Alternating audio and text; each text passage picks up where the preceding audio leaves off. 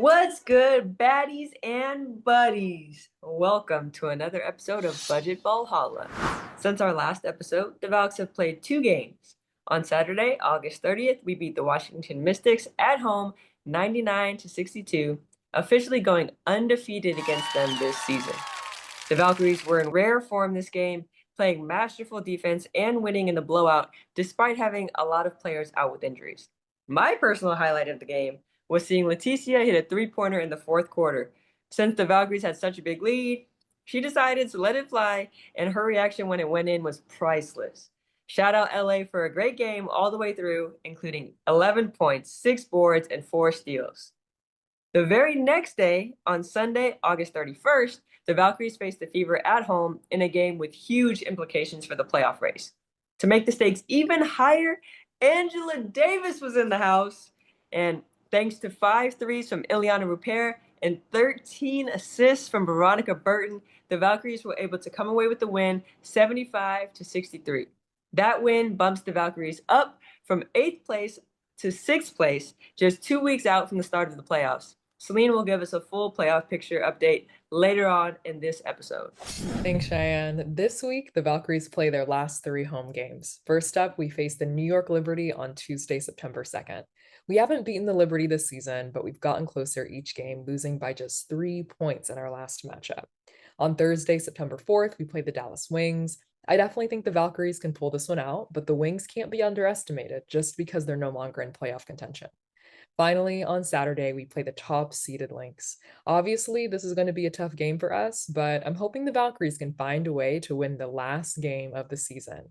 And by that time, we may see a few of our currently injured players active again.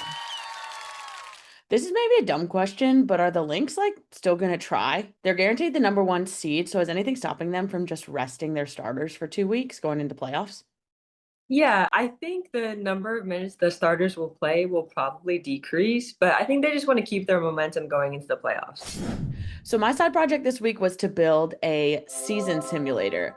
The simulator is public, anyone can go play with it, and we'll put the link in the show notes, but it lets you pick winners for the remaining games of the season and then see who makes playoffs based on your predictions. Obviously, this week is huge for us. Our win against the Mystics officially took them out of the running on Saturday. And then given the top 5 teams are guaranteed playoff spots already, I want to focus on the 4 that are still battling for the remaining 3 playoff spots: the Valkyries, the Storm, the Fever, and the Sparks. The Valkyries are currently leading this pack in 6th place, but honestly, I wouldn't really pay attention to that number. We're functionally tied with both the Fever and the Storm, with a 1% win percentage difference between the teams right now. I am majorly knocking on wood here, but at this point, we're actually positioned really well to make the playoffs, although we could come in at any of the 6th, 7th, or 8th seeds. This is because regardless of how the Fever and Storm play the rest of the season, the Sparks still have a lot of ground to make up if they want to overtake us.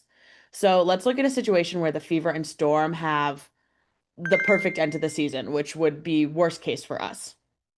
But what's important to know is that we have the winning records against the Sparks.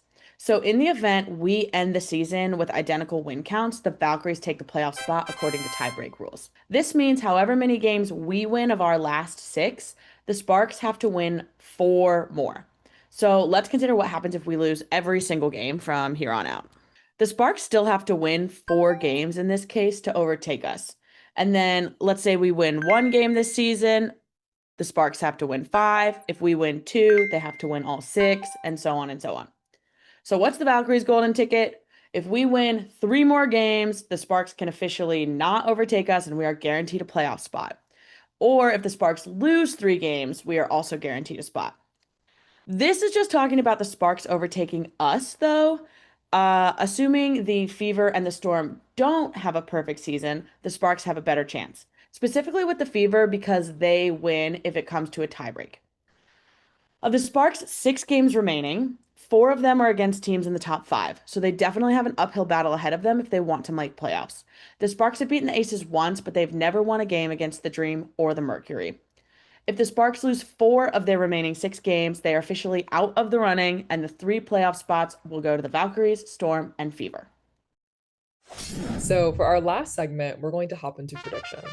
During our last episode, I had each host guess what was the first shot the Valkyries were going to make in their game against the Mystics. The winner was Celine. Woo!